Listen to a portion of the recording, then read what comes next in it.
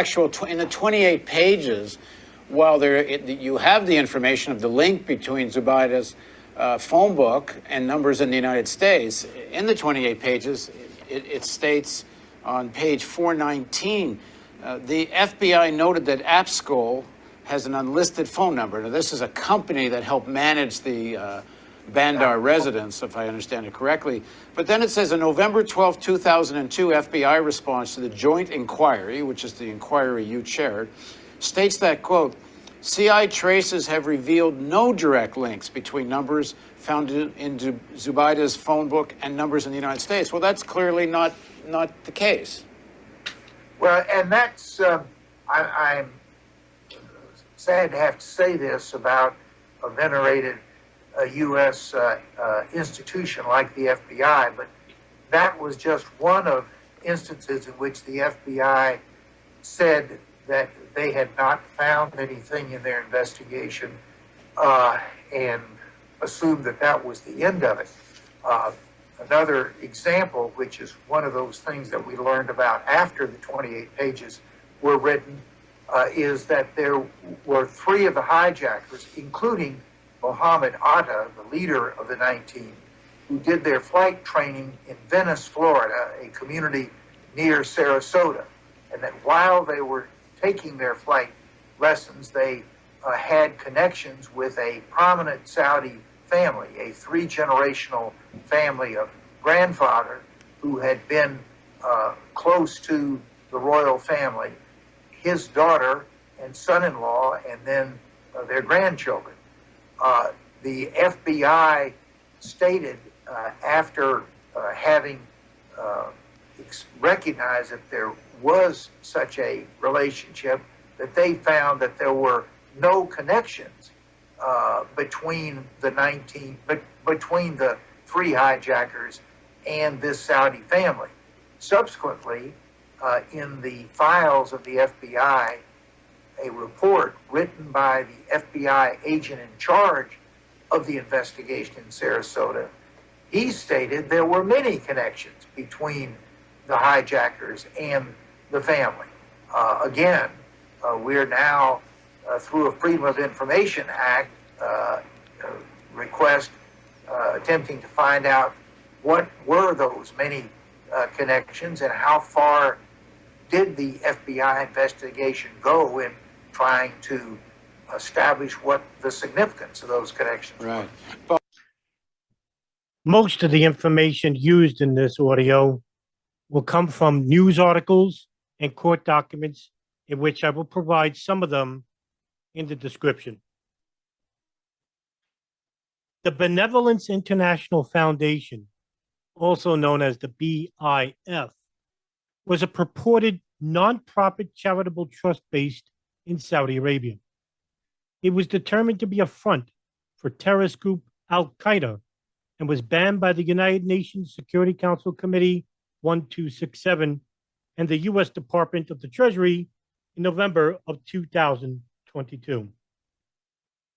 The Islamic Benevolence Committee, also known as the BIC, was founded in 1987 by Adel bin Abdul Jalil Banerjee of Jeddah, Saudi Arabia, and had operations in both Jeddah and Peshawar, Pakistan. The group was a charity that openly supported fighters against the Soviet invasion of Afghanistan, supplying weapons and funds to the Mujahideen and facilitating the immigration of foreign volunteer jihadists into the conflict zone. Another organization, the Benevolence International Corporation, is said to have been started in 1988 by Mohammed Jamal Khalifa, the brother-in-law of Osama Bin Laden. At the time of founding and operation, it was known as an import-export company. It is said that this group was a front for the Abu Sayyaf Group, which is an Al-Qaeda affiliate organization located in East Asia province, the Philippines. In 1992, the Benevolence International Corporation, or BIC, in the Philippines folded public operations, while the Islamic Benevolence Committee was renamed to the Benevolence International Foundation, or BIF. The new entity was incorporated as a tax-exempt nonprofit in Illinois on March 30th, 1992, with Enaam Arnaout as its director. Aranout married an American woman and obtained citizenship in the United States. In 1993, the organization's headquarters moved to Chicago. Meanwhile, the Filipino BIC group would become a group set up to attack U.S. interests in the Philippines under Abu Sayyaf. Khalid Sheikh Mohammed is said to have led the rest of the group. On June 15, 1994, U.S. Ambassador Melissa Wells visited the BIF headquarters on an envoy from President Bill Clinton and met with Mahmoud Mohammed al-Hassan Belou and praised BIF and its efforts to provide humanitarian relief. In late 1994, Mohammed Jamal Khalifa traveled to the United States to meet with Mohamed Loay Bayazid, the president of BIC at the time. Khalifa and Bayazid were arrested in Mountain View, California in December of 1994. The FBI received communications from the Philippines that Khalifa was funding Operation Bojinka, a terrorist plot that foiled on January 6, 1995, in which 12 airliners were to be targeted by 1993 co-conspirator Ramzi Youssef and his uncle, Khalid Sheikh Mohammed. However, Khalifa was deported to Jordan by the Immigration Naturalization Service in May of 1995. The Jordanian court acquitted Khalifa, and until his death, he lived in Saudi Arabia. Bayazid was also let go. During a sentencing hearing in August of 2003, U.S. District Judge Suzanne Colin told prosecutors that they failed to connect the dots and said there was no evidence that Enaam Arnaout identified with or supported terrorism. The U.S. government alleged that the BIC sent money and communications to Bin Laden and purchased rockets, bayonets, dynamite, and other bombs for Al-Qaeda in Chechnya, Afghanistan, and Pakistan, in which Mahmoud Salim, an Al-Qaeda co-founder, and Enaam Arnaout were arrested. These allegations were withdrawn as a part of a February 2003 plea agreement in which Enaam Arnaout pleaded guilty to racketeering charges. The plea bargain allowed for him to provide information to prosecutors as long as charges that are related to Al-Qaeda are dropped. He publicly denied any link to the group. In 2003, Attorney General John Ashcroft went before the media and announced the huge arrest in which Enaam Arnaout was considered a terrorist operative that provided material witness statements against other people who were affiliated with Al-Qaeda, but yet he himself denied any charge he was part of the group. Enaam Arnaout operated the Benevolence International Foundation, Incorporated, as a scheme to use fraudulently the charitable contributions of Muslim Americans, U.S. corporations, and other donors to support violence overseas. With today's plea agreement, the government has secured the cooperation of Arnaout in the critical investigation into the funding of violence and violent acts overseas. The guilty plea also makes clear that we will prosecute and we will imprison those who would exploit the generosity of charitable donors to provide financing for violence overseas. Meanwhile, Bosnian authorities raided the Benevolence International Foundation. What they found was a document relating to Al-Qaeda. The documents were called Tariq Osama. This was used in the prosecution of the United States of America versus Enaam Arnaout in 2003, led by Northern District of Illinois U.S. Attorney Patrick Fitzgerald. in which, under Section 2, evidence of the conspiracy, its participants, and statements in furtherance of the conspiracy, Section D, BIF's archive, in which it details two documents, Tariq Osama and Tariq al-Musadat.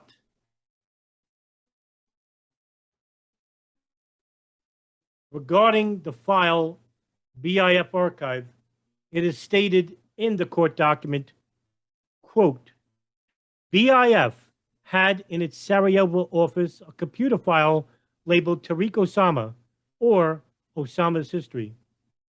The file contains scanned images of documents which chronicles Osama bin Laden's activities in Afghanistan, which led to the formation of Al-Qaeda, and even includes later reports of the danger bin Laden posed to the United States. BIF possessed in the file a handwritten draft list of the people referred to within Al-Qaeda as the Golden Chain, wealthy donors to Mujahideen efforts. Example 5 at the top of the list is a Quranic verse stating, and spend for God's cause. The list contains 20 names, and after each name is a parenthetical, likely indicating the person who received the money from the specified donor. Osama appears after 7 of the listings, including the listing Bin Laden's brothers. Batterjee, LBI, and BIF's founders appears after 6 of the listings. Only 3 other persons are listed in the parentheses. Included in the same file is the Golden Chain, notes in an article from Arab News dated May 4th, 1988, titled, quote, Arab youths fight shoulder to shoulder with Mujahideen, end quote. In example 6, a photograph within the article shows bin Laden walking with defendant Enaam Arnaout, referred to in the caption as Abu Mahmoud from Syria. Another photograph within the article shows Ayman Kayat from Jeddah holding a rifle. Kayat was a high-ranking officer in LBI who later worked for the BIF. The article discusses a battle in the Masada area of the Jaj region and noted that defendant Aranout, referred to as Abu Mahmoud, a youth from the Syrian city of Hamat. The article quotes defendant Aranout, who said that Russians destroyed the trees the Mujahideen hoped to use as fortifications. BIF's Tariq Osama file contains a letter written to, quote, generous brother Abu al-Rida, end quote, from your brother Abu al-Kayaka, an alias of Osama bin Laden. Abu al-Rida is Mohamed Loay Bayazid, who, as discussed above, was president of BIF in 1994. The letter states that although it is from bin Laden, it is signed by defendant Aranout using the name Abu Mahmoud. Defendant Aranout wrote, quote, bin Laden is far from me, and he authorized me through a communication to sign on his behalf my apology, end quote. The letter sends greetings to Bayazid from Al-Masada, the camp where defendant Enaam Arnaout fought with bin Laden, described in the Arab News article above. The letter instructs Bayazid to give the bearer of the letter, Omar Lufti, an airline ticket to Saudi Arabia. Another letter from bin Laden to Abu Rida explains that the time has come for an attack on the Russians. In example 9, bin Laden concludes the letter by asking Abu Rida to, quote, communicate my greeting to Abu al-Hassan al-Madani, and I hope that he will visit us if he has returned from Hijaz, and I also hope that you bring 500,000 rupees at a minimum, end quote. As discussed above, Abu Hassan al-Madani, also known as Wael Julaideen, is a leader of a relief organization that provided logistical support to bin Laden, called the Maktab al-Khidmat. A letter on JIRO letterhead recounting a meeting discussed attacks being launched from League offices and that passports should not be kept with the Saudi Red Crescent because Wael Juladeen was returning to Saudi Arabia. Working at the Saudi Red Crescent was Dr. Ayman al-Zawahiri. BIF's Tariq Osama file also contains a March 4th, 1987 letter from bin Laden using his alias Abu al-Qaeda to brother Abu al-Rida, requesting that he give 500,000 rupees to the man bearing the letter. A March 17, 1987 letter to Bayazid requests that he assist two individuals in their travel to Yemen, including providing them with airline tickets and arrange their lodging. The author of the letter is Abu Muat al-Masri, informed Bayazid that this is based on what brother Abu Abdallah, also known as Osama bin Laden, informed us at the al-Masada camp. The letter also requests that Bayazid send 400,000 rupees to, quote, the owner of the weapon for delivery in Parchinar, according to Abu al-Hassan's wishes for security reasons, end quote. A letter from defendant Enaam Arnaout to Abu Hafs al-Masri, also known as Mohamed Atef, a close associate of bin Laden, who later became Al-Qaeda's military commander, is also in BIF's file. Example 14, the letter states that its bearer is from Hezb-e-Islami, Gulbuddin Hekmatar's faction, and loaned us a howitzer, and it should be returned so it could be taken to Kabul. The letter also bears bin Laden's signature at the bottom. A letter from bin Laden to defendant Aranout instructs Aranout to consult with Abu Hafs al-Masri about locating a particular group of soldiers as camp guards.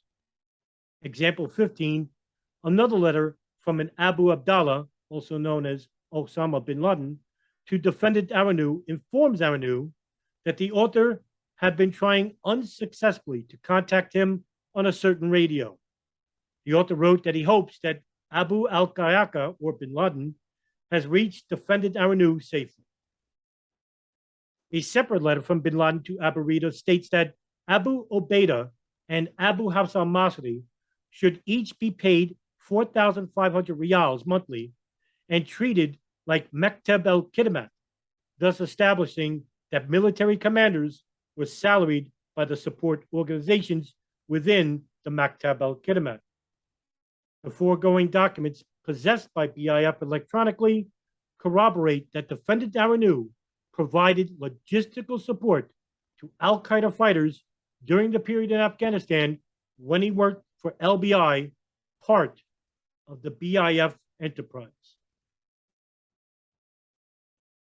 Later, CIA Director George Tenet would basically state that information was not forthcoming. There wasn't enough information early to stop attacks such as 9/11.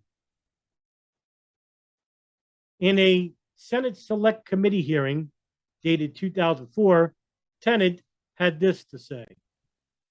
Mr. Chairman, as you know, the United States last week raised the terrorist threat level. We did so because of the threat reporting from multiple sources with strong Al-Qaeda ties. The information we have points to plots aimed at targets on two fronts, in the United States and on the Arabian Peninsula. It points to plots timed to occur as early as the end of the Hajj, which occurs late this week, and it points to plots that could include the use of a radiological dispersal device, as well as poisons and chemicals. The intelligence is not idle chatter on the part of terrorists or their associates. It is the most specific we have seen, and it is consistent with both our knowledge of Al-Qaeda's doctrine and our knowledge of plots in this network, and particularly its senior leadership, has been working for years. The intelligence community is working directly. We see disturbing signs that Al-Qaeda has established a presence in both Iran and Iraq. In addition, we are concerned that Al-Qaeda continues to find refuge in the hinterlands of Pakistan and Afghanistan. Al-Qaeda is also developing or refining new means of attack, including the use of surface-to-air missiles, poisons, and air and surface and underwater methods to attack maritime targets. However, this information was not shared with anyone in the principals' meetings at the White House or with the FBI. CIA, throughout the mid 1990s, and especially in the summer of 2000 and 2001, would later claim that bin Laden posed absolutely no threat to the United States inside the country. So, what has changed with the CIA? As for Enaam Arnaout and his links to Al-Qaeda, it seemed pretty clear. Not only did he have clear connections to the early formation of Al-Qaeda, he provided logistical support to a number of high-ranking Al-Qaeda officials, such as Osama Bin Laden, Abu Ubaidah al-Banshiri, and Abu Hafs al-Masri. Meanwhile, information was hard to come by in the late 1980s, early 90s. Yet, the FBI will claim that nobody had ever given them information that would help to stop attacks like the 1993 World Trade Center bombing, the 1998 East Africa bombings, and of course, the 9/11 attacks. Even though that the latter is true, what was the problem with the FBI regarding all the money they were getting throughout the late 1990s with the creation of the Bin Laden unit in 1999? Well, according to former FBI Director Louis Freeh, under the Clinton administration, it was a matter of not having enough material support. We had a very effective program with respect to counterterrorism before September 11th, given the resources, in my view, and given the authorities that we had. Sometimes they worked. And the investigations were not investigations that dealt with individuals. When the FBI investigated La Cosa Nostra, the FBI, as you know, before September 11th, had 3.5% of the federal government's anti-terrorism budget. And it's no news to anybody that for many, many years, as your executive director recounted, the resource issue and the legal authority issue certainly limited what we were able to do before September 11th. So who deserves the blame for the intelligence failures of September 11, 2001? When all of the evidence provided in this video, as well as other evidences that I've mentioned in previous videos regarding Al-Qaeda and their terrorist affiliates worldwide, it wasn't a lack of information. It was the intelligence community possessing an abundance of it. So why didn't the NSA or the CIA basically share this information, not just with the FBI, but also with the State Department? Why were they hoarding the information? And why was nobody held accountable for it?